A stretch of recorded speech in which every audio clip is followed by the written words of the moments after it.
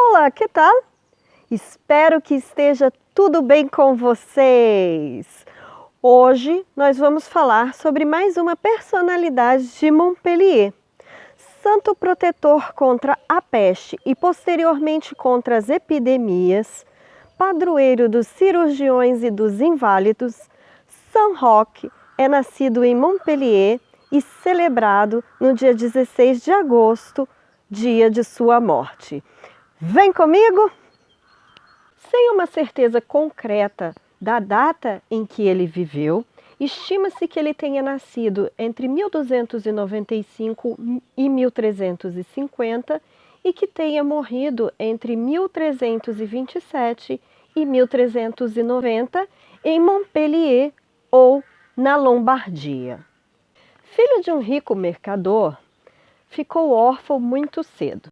Diz a lenda que São Roque nasceu com um sinal de cruz avermelhada na pele do peito, o que o predestinaria à santidade.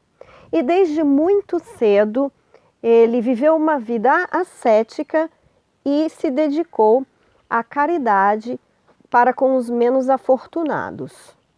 São Roque também estudou medicina na Faculdade de Medicina de Montpellier, mas não concluiu seus estudos.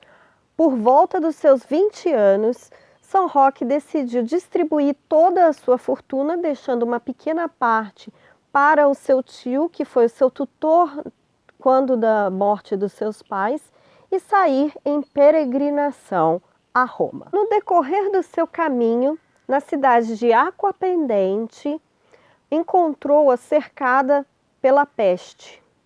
Aparentemente a peste negra que dizimou um terço da Europa entre 1347 e 1353. Decidiu oferecer-se como voluntário instantaneamente para assistência aos doentes. E foi assim que começaram suas curas milagrosas, pois ele utilizava somente o bisturi e o sinal da cruz para curar os doentes da peste.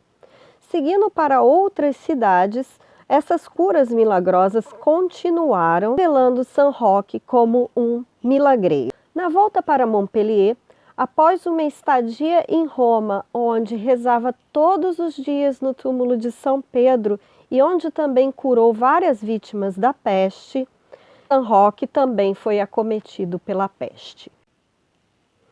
A fim de evitar o contágio de outras pessoas, São Roque decidiu isolar-se em uma floresta onde teria morrido de fome e de sede, não fosse o milagre da terra brotar água e de um cão trazer-lhe um pão todos os dias. Esse cão é representado como lambendo as feridas de São Roque e curando-o. E é o mesmo cão que o acompanhou para o resto de sua jornada. Existem duas versões para a morte de São Roque. Em uma delas, ele retorna a Montpellier e é preso por espionagem, inclusive por um de seus tios, e acaba morrendo na prisão 5 anos após, no dia 16 de agosto. Na outra versão, ele é preso também na cidade de Angera, na Lombardia, na Itália, e também morre após 5 anos de prisão no dia 16 de agosto. Essas duas versões ainda são contadas atualmente e não existem comprovação de nenhuma delas. Seu primeiro milagre pós-mortum disse ter sido a cura do carcereiro, que era manco e que o tocou com a perna manca para verificar se ele estava morto e, no final das contas, acabou sendo curado.